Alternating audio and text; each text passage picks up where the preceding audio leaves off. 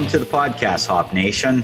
I'm very happy to have with me professional women's hockey player, Grace Klienbach. Welcome, Grace. Thanks for having me. I'm so excited to be on here with you. Yeah, this will be fun. Let me briefly just give the audience a bit of the bio that you've sent. So you're a native of, is it Eustis, Florida? How did I say that? Eustis, Florida. Eustis. Yeah. And you've played for the Boston Shamrocks and the JWHL prior to committing to play for Neumann University, where you captained the team during your junior and senior year, and you graduated from college in 2017 with an athletic training degree and a minor in strength and conditioning. That's a heck of a good degree for someone in professional sports. Oh, yeah. You're drafted by a good old Canadian team in the Toronto Fury in the CWHL, but you elected to sign your first pro contract with the Connecticut Whale of the NWHL. You've worked with the Delco Phantoms teams running clinics and lessons for kids during your time in college, along with coaching group sessions, private lessons for the Fairfield Ice Academy in Connecticut. Take great pride in being a positive role model for young women and girls involved in hockey and an advocate for the growth of women's hockey worldwide. So, wow, that's a pretty impressive bio. So we're so blessed to have you here, Grace, and thank you. Oh, thanks for having me. So let me ask the question, like, what got you into women's hockey? You know, this is less of a surprise being up here in Canada, but coming from Florida to get involved in hockey, period, is remarkable, let alone for women, and then to make it pro. Tell me a bit about the story of kind of beginning and catch us up to end on how you got involved and how you decided to make this, you know, huge commitment in your life to being the best in your field. Yeah, definitely. Well, it all kind of started with, I have an older brother. He's 4 years older. He actually started playing hockey when he was 4. So I've actually always kind of been like a rink rat, always there at all his practices and games. But ironically, I'd never even thought about playing until I was 10 years old. And actually I was at the rink for one of my brother's practices, and they have like a big rink and then we have like a mini rink on the side. And I saw 2 girls, like with half their gear on, like messing around on the mini ice. And I was like, oh, you know what? I've actually never seen girls playing before. So I think that's why I never really thought about it. And so I went home that night and was like, you know what, Dad, I just saw these 2 girls playing and I want to play. So the very next day I got on the ice for my first practice, and that's how I started. In Florida, there was only one girls team. It was Team Florida. So all of the girls in the whole state played on one team. Wow. Yeah. So there wasn't really options for joining different teams in Florida. And that's a commitment. That's a huge commitment, because that's not a small state either. No. We had girls from everywhere coming down. We did have like different tiers. So we had like U12, U14, U16. We honestly didn't have that many, and we kind of grew. I think when I joined, it was more of a U10, U12, U14, U16. I don't think we had anyone above the U16 range. But all of us, every single girl who played on that team, basically played boys hockey too. And to my knowledge, all the girls that I stayed in contact with, we all played boys up until most of us played into bantam, some of us midgets. Like I played boys hockey until I was 18, actually. So a little bit different than I know in some other places where they have a lot of youth girls teams where they can play girls the whole time, but very limited selection in Florida. So doing a lot of I was playing a lot of men or boys hockey, but I always played girls on the side. So that was kind of my youth career. Well, that's pretty remarkable. I want to stop there because older brother that's 4 years older is going to make any younger sister that much tougher, because I'm sure there was times he didn't make it easy on you as the older brother in my family. I know what that can be like on my younger sisters. So, but then to go into men's hockey and play, basically a young men's game at that time for you, I mean, that had to have a huge impact in terms of your prep for where you're at now. Oh yeah, definitely. I'd say my brother was always, he's bigger than me by a lot. Like I'm like 5'6", 5'7". He's like 6'1", 6'2". I'm a forward. He's a defenseman. So anytime we'd be messing around, it'd always be like me trying to get and he would shut me down pretty hard. So I had to really like learn and grow with him to excel. And it really worked it out in my favor. And especially with me playing boys, I was already used to my brother beating me up. So when I went into boys, it was no different.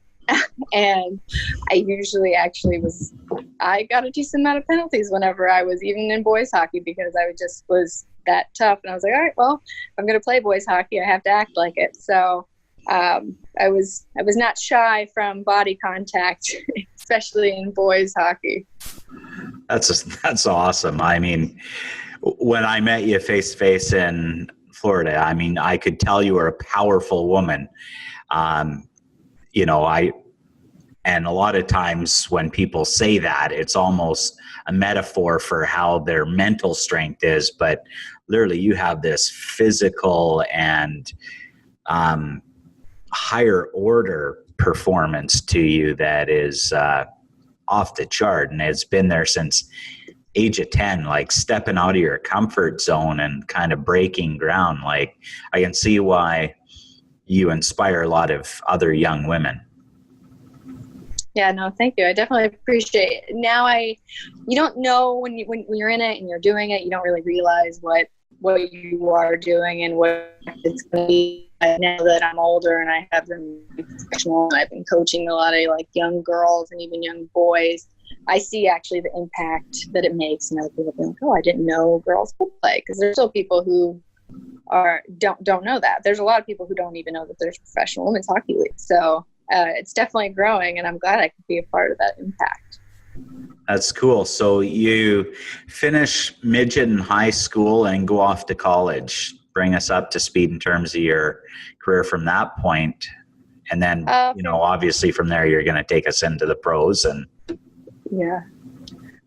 So I committed to Neumann University. So at that stage in my life, it was kind of, my options were, I go D1 and I can play hockey and do all that fun stuff. However, the schools I was looking at actually were like, if you're going to be a D1 athlete, you have to pick one. You either have to pick sports or you have to pick your career or your major. So with my major being athletic training, some different schools called sports medicine, whatever that may be, but there's clinical hours involved in it.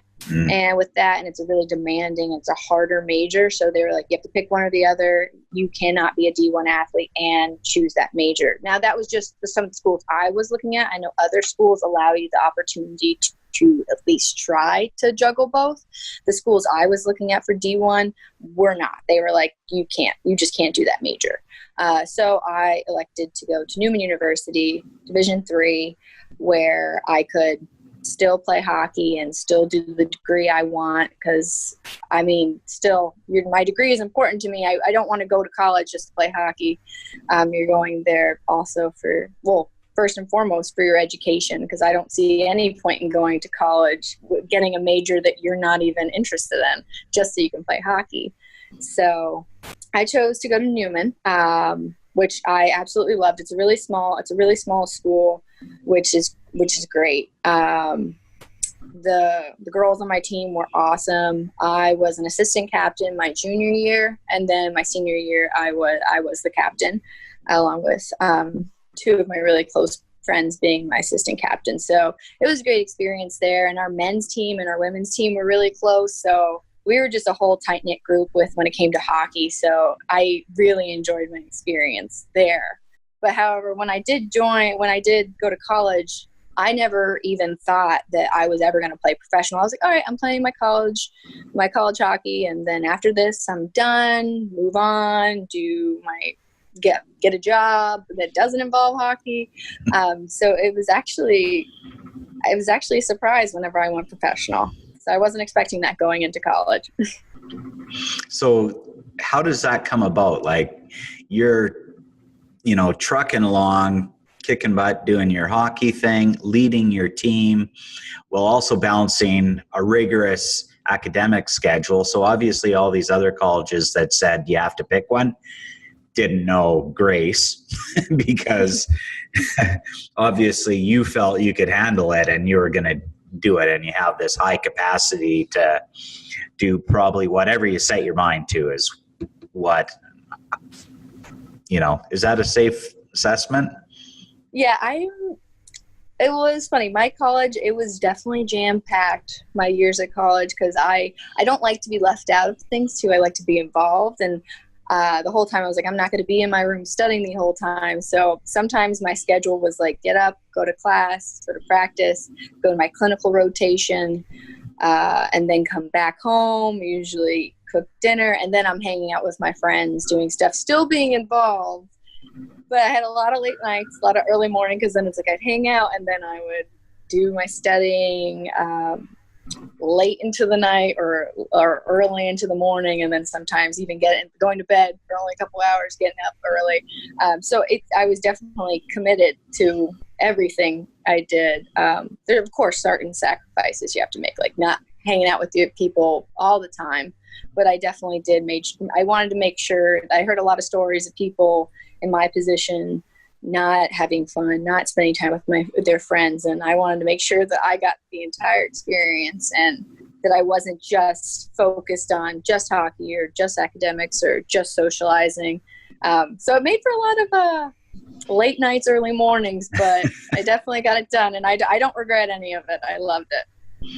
And that's awesome. And I know from the research I've done that idea of having happiness as you're going through, the challenge of being a top performer, whether that's in school, career, or sport, a lot of the practice in that is hard work, and it takes a lot of time, a lot of effort. And as much as you may love whatever that sport or vocation is, the work and the practice you put in, there's a certain element of suck. But what separates those high performers from the rest is they're willing to do it anyways. And I know some of the research out of Stanford and Harvard says that if you can be happy first, and a lot of people go, well, if I just achieve these things and put in the time, down the road, I'll be happy. I'll set things up for happiness and success. And that's not how it works. The research is actually showing if you can have some of that balance, have fun while you're doing it, it's going to keep your energy and happiness levels up. So as you're going through the suck, you're able to maintain that energy and commitment to everything else. So as much as there was those all-nighters and, the challenge of it, it was probably what separated you and kept you in so you could get to that high level. Is that what you felt your experience was? Oh yeah, like when I look back, I'm a pretty optimistic, happy person to begin with. So I also am kind of a little more laid back, so I don't get stressed out about stuff, even if like there's something big going on. I don't like to think about like negative stuff. So I tried to make the best of everything, whether it be like studying with friends to make it a little more fun or anything. I just like enjoying the time. I honestly can't, and looking back in my college days, I don't really think of anything negative. Sure, I mean, maybe if I like got a test back and I wasn't super happy with the grade or something like that, then I'd be like, kind of bummed. But one of those things you kind of get over and you move on. Definitely, I would say that I started out happy. I was like, I'm going to be happy through this whole process and make the most of my time here. And I'm not gonna worry about the little things. And I definitely did take that with me throughout my life now, and I still try to practice just being happy. And I think that's as most people, main goal is just to be happy with whatever and everything I'm doing. That's awesome. And I love the research around that. Dispositional optimism is what it's called in the research arena, and it's that idea of looking for, the positive in everything. That's not saying that we aren't going to have negative things happen to us, and some things are sad or frustrating or, have negative emotions, but it's not staying in that zone, right? Yeah. There's times when, the team would lose a game, right? That's tough. That sucks, but you don't stay there. You have to focus in on what's ahead and what's the learning and what's the good that can come out of that as you move forward. And we have to move forward because, as you're aware, you're going to run into challenges and obstacles. You're going to have failures along the way. We all make mistakes. None of us walk on water unless it's frozen. Mm-hmm. And then some of you skate on it and make a career out of it. Definitely. So tell me, to get to the level you have in everything you've done, you must have had some pretty good role models or mentors or people that have inspired you. Can you tell me who some of those people might have been?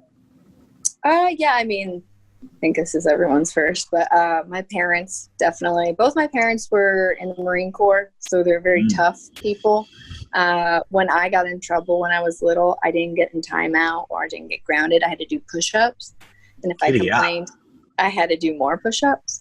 So I was very disciplined as a child. And I think obviously that has taken me a very long way. So I'm disciplined with myself, with what I do and how I do it. And I do owe that to my parents. And they're always pushing me to do my best, whether it's in classroom or whether it's athletics, like whatever it is, they've always pushed me to be my best. And they've just been great. And obviously they're the reason I was able to play hockey. I know there's some times when it's not always financially optimal to play hockey for a family. It's an expensive sport, and to have 2 of your 3 kids playing it doesn't make it easy sometimes, especially with the travel, a lot of sacrifices they had to make for both my brother and I to play hockey.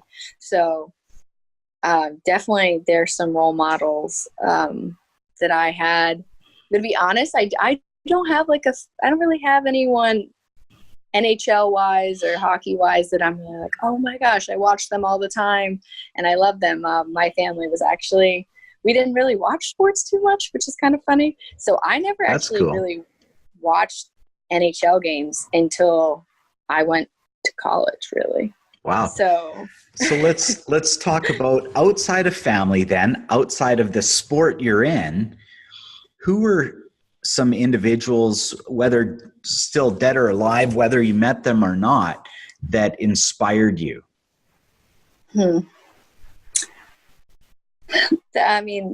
I just had, outside of hockey, I'm not really sure if I have too many people. As funny as that sounds, I don't really have too many people I can just name. I know I had a lot of coaches growing up that would always help me and always be there for me. I had my friends that I played with the sport. Like I said, there's a few girls in Florida, and we all kind of stuck to each other, which I'm sure we'll get to a little later. But one of my best friends, we ended up playing together, and we played youth hockey together. Her name's Rachel. She was one of the first girls I ever met playing hockey. She was one of the 2 girls that were on the mini rink, and I kind of went up to them and I started talking to them, and we became best friends. And we played youth hockey together, and then we kind of did our own thing, came back, played juniors together at the Shamrocks, and separated for college, and then we ended up playing on Connecticut Whale together. So I feel like for me, I don't know, my inspiration kind of came from, and the influences in my life just kind of came from everywhere. I just feel like it was my friends pushing me to be better, the coaches I had, and then my family. And then ironically, I had a lot of actual bullies whenever I was playing boys hockey. So I think I almost kind of used like them as fuel for me to be like, okay, well, I'm going to show everybody here. So, well, and I come from a hockey family, and both my sister and cousins played. boys hockey and then played competitive hockey here in Canada and Calgary. And one sister went to school with Haley Wickenheiser from the Canadian women's hockey team. And pretty sure she's in the Hockey Hall of Fame now. But I know one of the blessings and curse that you run into is there's normally a ponytail hanging out the back of that helmet. So everyone on the ice knows, and there is a bit of target on there. And you would think that they might go easier, but that's far from the truth, isn't it? Yeah, it's such a double-edged sword, and you get so many mixed reviews. You get people who be like, oh, go, just do whatever you want with the puck. And then you get people who treat you normal. And then you get people who are like, my mission is to end you. Like, they don't like girls around. I know my youth days, there's a lot of name calling, a lot of rude things said. I told this story before to some schools when I've gone to visit, but when we talk about bullying, there's one guy on my own. Well, he was older. I practiced like with some of the older guys before, and he was like, "You suck. You need to stop playing. You should quit." He made me get off the ice. I was crying. And I was probably like 13 at the time, 13, wow. 14. And he made me cry and go run off. And I didn't want to come back out to practice. And so like you run into like mean things being said about girls hockey, like on other teams, on your opposing teams, on your own team. Like, it's crazy. And I can understand why, I guess, but it is something that, as much as it kind of sucks happening, it definitely kind of fuels some of us to do better. And I know I definitely used it as fuel for the fire for me. Well, I love it. And you highlight the point that regardless of, positive things happening or negative, we all have choice in front of us, and the choice we make and those decisions we make really set the trajectory for what happens, not just in the short term, but in the long term. And had you let that one person with just the power of words, set you back and not, use it to, pardon the expression, but get a little pissed off and get it fire you up. Yeah. I know when I was fighting competitively, I used to love that first punch and actually getting hit, because it's like, okay, that woke me up, and now it's a fight, and now we're in this, and we can either go owie and like turtle, or bite down on the mouth guard and go forward, right? Oh yeah.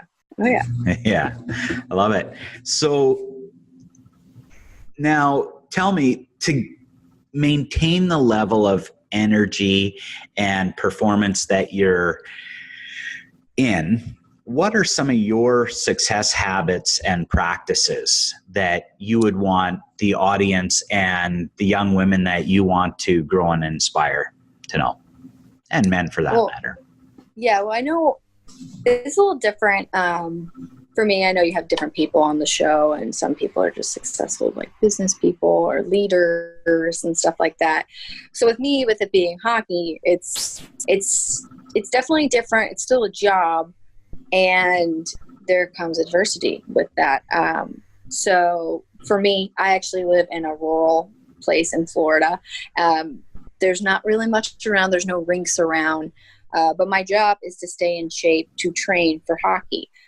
So that being said, when you're put in a situation like I am, like it's an hour to the closest rink, and it's an hour drive there, hour drive back. There's tolls. It's hard to get to. And then when you get there, you got to pay to use the ice, the other thing. So a lot of things I have to do is I have to make do with what I have, whether it's going to the gym here, running around running around the block, stuff like that. I just try to stay motivated and be like, all right, it's my job. I have to train for my job. So it's a lot of preparing. And even though you don't want to do it, even though it sucks, sometimes you don't feel like working out, doing what you need to do. You just kind of have to push through it.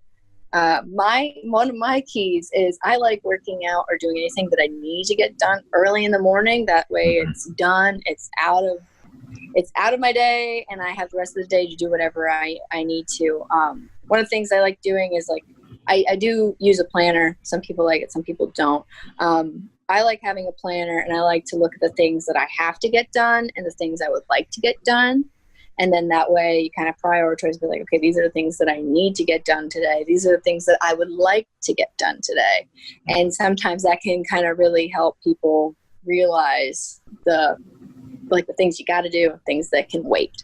And especially with whatever it is for your job. So if you have to write that, you have to schedule that meeting, or you have to write that, whatever it is, journal entry, do it in the morning when you can get it out of the way. Do it, limit your distractions, stuff like that. Like, I know personally, whenever I work out and stuff, I like to limit my distractions by just blocking out everything, by having headphones in, not really letting anything else distract me. But that being said, there's still a lot of positive things that can happen by working with someone. Like, I know I personally like working out with someone, and it helps, especially no matter what. Having someone there, whether it's another set of ears, another set of eyes, whether it's to write, say, a journal entry, having them proofread it, or whether it's having someone there working out with you to motivate you. It's all good things. Yeah. But I would say those are kind of what I try to do to try to keep up my motivation and what I need to do and get it done. That's awesome. I mean, there's a lot of nuggets. I work from a planner. I like how you talked about doing some things in the morning. I think how we actually start is key. So an AM and a PM routine. So even the shutdown routine. And that's critical, because, you know, what you do to shut down sets up your next day. And again, planning it out, having someone that you meet at the gym, there's accountability, there's support. That can be a friend or a peer, but it's also things like coaches or trainers, right? If you're looking to improve, you need others to give feedback, and self-feedback and self-reflection is, you know, maybe stage one, but really you need the other pieces. You know, think of what your team would be like in professional sports without a coach. Oh yeah. Yeah. You know what? Now that coach isn't playing any shifts on the ice, but what role does a coach have in your life? And, you know, especially in sport. And I know there's the literal in pro hockey, but also as a metaphor in life, because we have coaches and influences or mentors in other areas. But what role does a coach have for you, Grace? I mean, I actually love being coached. I'm a coachable player. I like the feedback. I will say I like being spoken to. I don't like being screamed at, but I do love feedback, and I'm the type of person who's like, all right, what can I do better here? What can I do better here? But I love that there are another set of eyes that are looking at you and be like, no, you did this. It would be a lot better. Take a few extra strides before you shoot. Hold the puck a little longer. Take a little more time. It's just great to have someone else to look at you, knowing the game, knowing what the outcome is, knowing you as a person, as a player, and being able to critique you in a positive light to make you better, to make your whole team better. I know I coach, and it's the same thing for me. I see a lot of things that the players I'm coaching don't see, and it makes a huge impact, especially a lot of times people don't know what they're doing wrong, or they can't see their feet. They're not getting the biofeedback that they need to really critique themselves by themselves. So I think coaches are great to really point out things, it's all the little details that we don't know what we're doing right. Maybe it's you push out longer with your left foot than you do your right. You don't bring your foot all the way back to center. All these little things that when you're skating and you're looking straight, you're not looking at your feet. You don't see what your feet are doing. So I think coaches are they are so desperately needed on these teams, just to point out little things that everybody else might not notice, or to bring the team together to make those hard decisions, where in a normal team setting, if there wasn't a coach, it would be hard to get everyone on the same page and be like, all right, this is the face off that we're running. Because of course, if you got a team of 18 to 24 people, not everyone's going to be on the same page, and that's just, it is what it is.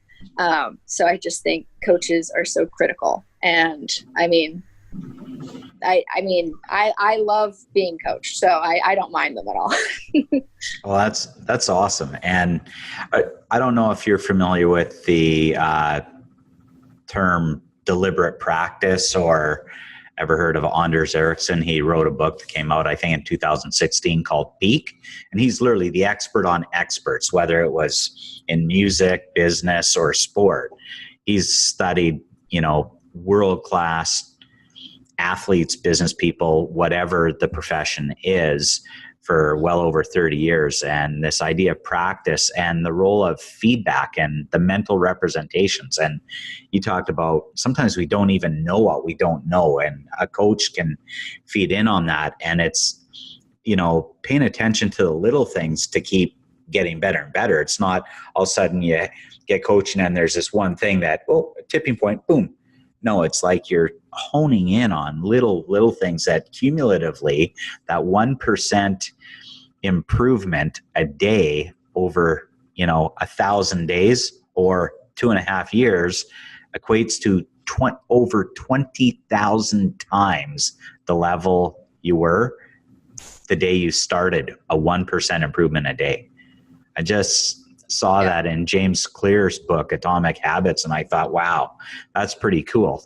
Take that out 10 years or, thousands of hours that people put into becoming elite level performers. And, it goes to like billions in terms of improvement. So, I mean, you nailed it. So you're doing the pro sports, you have a degree in a really strong profession. Are you practicing right now as a trainer and conditioning coach? So when I was in Connecticut, I actually worked full-time at an orthopedic specialty group as an athletic trainer. So just a little caveat in case people don't know what it is. So athletic trainer is, we don't train athletes. We diagnose and treat pathologies, usually related to athletes, but sometimes different settings, just like I was in the orthopedic clinic. We were working with all sorts of different age groups. But so we diagnose and treat orthopedic injuries, usually for athletes, and then we rehabilitate them. So that's what I do. So when I was working at the clinic, it's a little different. I would usually kind of bring in the patient, do their overall first examination, and talk to the doctor, see what they want to do. And then I would do any casting, any splinting, any first aid, any teaching of exercises, anything like that. Now, currently, so what had happened was I actually ended up having to leave Connecticut. My dad ended up having his third heart attack. So I had to come back home, help him out. So right now I'm not practicing, but that's kind of because I'm helping out my dad a little bit. But that being said, coming this year, I am looking to go back to school because I am an athletic trainer. I do love it. But at the same time, I would like to go back to school to further my medical degree. And what specifically would you like to specialize in furthering? So I'm still kind of testing that out. I've shadowed some doctors, talked to some doctors, and I'm kind of playing around with it. I mean, I would love to be a doctor. That would be awesome. I'm still kind of seeing everything and talking to a bunch of people, but that would be my end goal right now. I would love to go to medical school, but we're still testing out everything right now.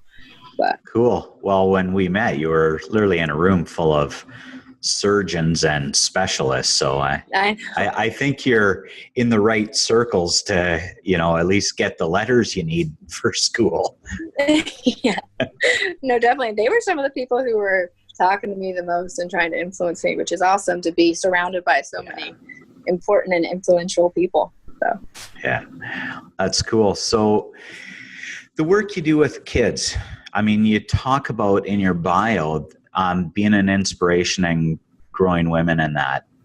Tell me a bit about that passion and what's driving you there, and what, if we're sitting down 20 years from now looking back, what you hope to do in the next 20 years in that regard. Well, I think coming from someone who loves to be coached, I also do love to coach, and I like to see the growth and kind of what you were talking about a little bit ago with like the step-by-step, like really honing in on those specific things and building up. I love coaching kids who are younger. Well, I love coaching any age group, but I love when you can see the progress like that. And with the little ones, it's so easy because if they don't know how to skate, you're teaching them going from how to stand to your first stride to everything like that. And everything is so detailed, and everything is a new step, which to most hockey players who've been playing for a while, they don't think about it. But when you're teaching with a little kid, it's awesome to see them do things for the first time. And you can see the progression immediately. You can see it 1 week to the next, 1 day to the next. Even in one practice session, you can see him go from falling every minute to staying up for 5 minutes without falling at all. So it's awesome. And I love coaching because I just feel like there's instant gratification with it. And of course you get some kids who like you, some kids who don't, but it's just how happy some of them are just to be there, and they just have so much fun. And it's just a fun experience, and I get to teach other kids something that I've loved for so long, and to see them love it just as much, it's awesome. So I really hope to keep on coaching. I know I'm doing some summer camps this summer, and that's gonna be awesome. So I'm starting to get more involved and starting to coach a little more. So I hope just to see that grow in the next few years. So well, that's awesome. And I'm hoping, I'm going to be having my 2 daughters who are 8 and 10 watch this, because I know that coaching and that inspiration will be, great for them. And, I'm sure the work you're doing is having profound impact. Let me talk a bit about the difference between the female professional hockey world and the men's professional hockey. And yes, it's a little more mature, but there's a huge gap in terms of expectations and what's happening in those two. And, there's obviously the pay, there's a lot of different things. I don't know if, every single professional female hockey player has an agent, but I know just in the junior hockey leagues by Bantam, anyone that's in the WHL, I'm pretty sure has an agent by 14 or 15. What is it like in the female side, and what would you like to see, even more importantly, changed? Yeah, so there's a lot of differences between the male professional hockey league and women's. With some, I mean, personally, I don't have an agent. I don't know. I think it's a lot less common for women to have one, but I think it's because of all those things like men's hockey. There's so many men playing. There's so many teams. You kind of need one almost in that. If you're playing men's hockey to kind of get somewhere, at least get somewhere where you want to go. It's kind of more crucial for them, where I think as women, we don't really have them as much. I'm sure there are some who do. I know I didn't. I know me, how I even got into playing professional. I was drafted by the Toronto Furies, and all that was obviously you put in your bio. They know who you are. Like women's hockey is a smaller world. So I kind of put in my name to the draft, and obviously they did their research on me. And then they picked me 7th for Toronto. And that was based them doing their own research. No one calling them being like, hey, you should draft this girl because of X, Y, and Z. So it's a lot.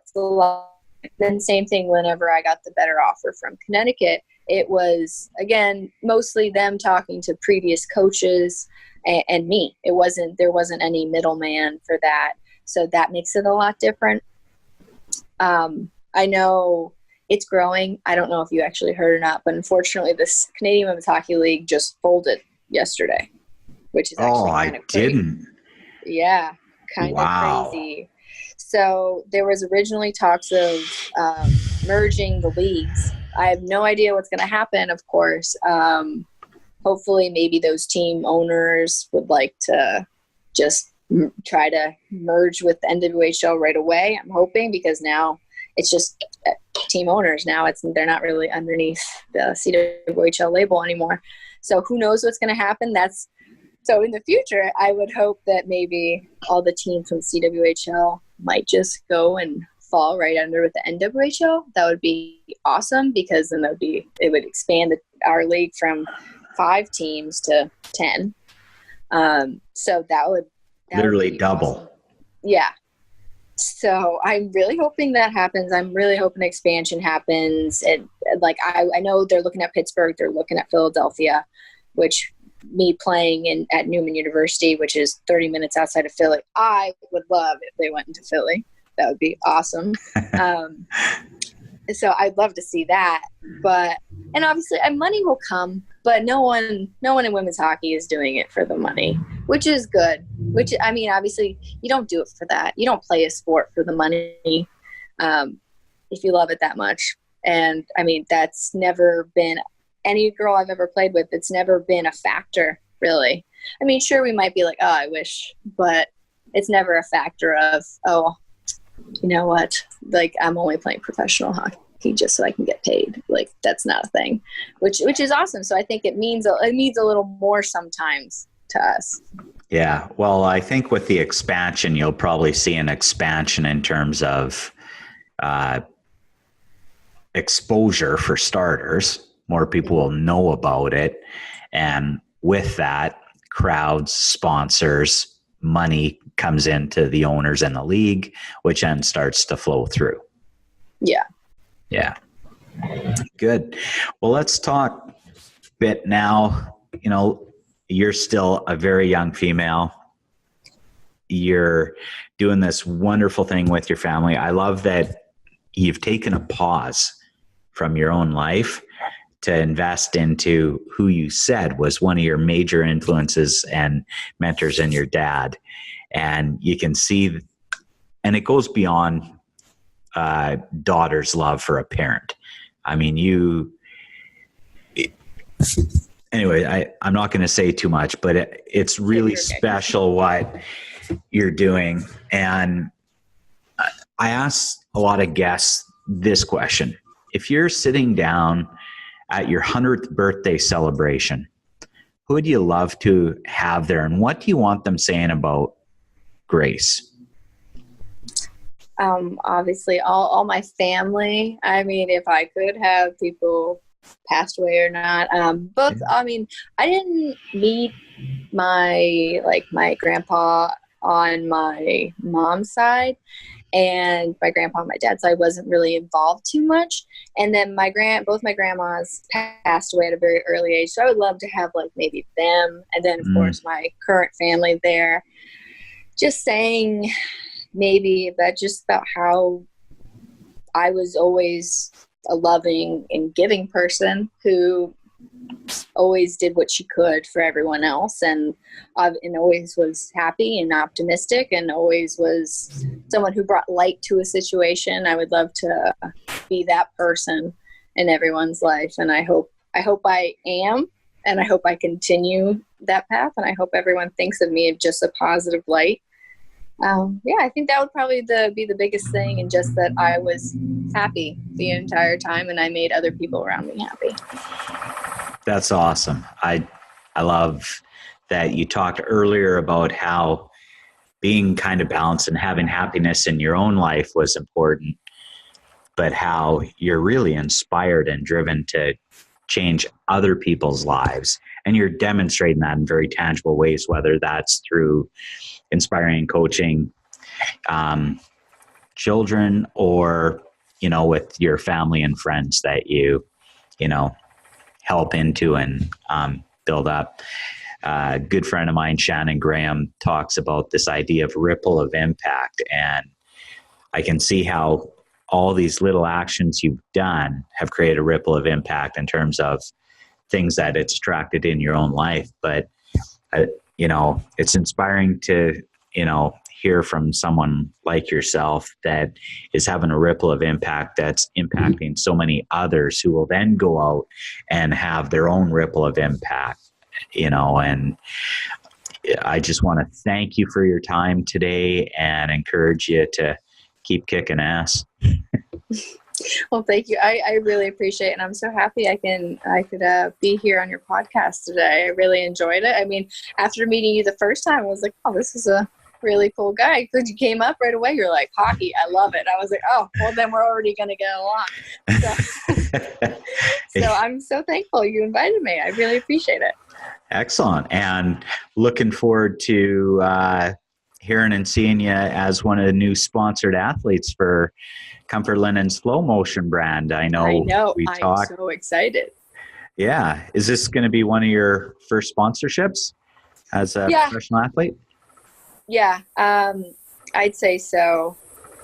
I'm trying to think of other things I might have done, but it's been I've done some stuff for maybe some sports. I know I was I was working with Wesco, which is so they're sport, they do hockey gear, stuff like that, like a pro shop kind of thing. So I was kind of working with them, but obviously it was me and my one friend Rachel that I mentioned earlier. And so we would go there for when they were having promotions, stuff like that, kind of help them out. But this is going to be one of my first actual sponsorships, and I'm super excited. Haven't gotten my stuff yet, but I'm eagerly waiting and checking the mail every day.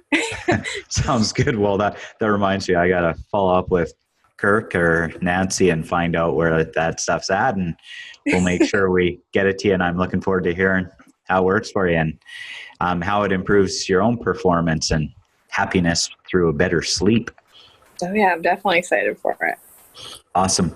Well, thank you all very much for listening to this episode of the Hop Nation with Grace Klienbach, and looking forward to seeing you on the next show. Thank you.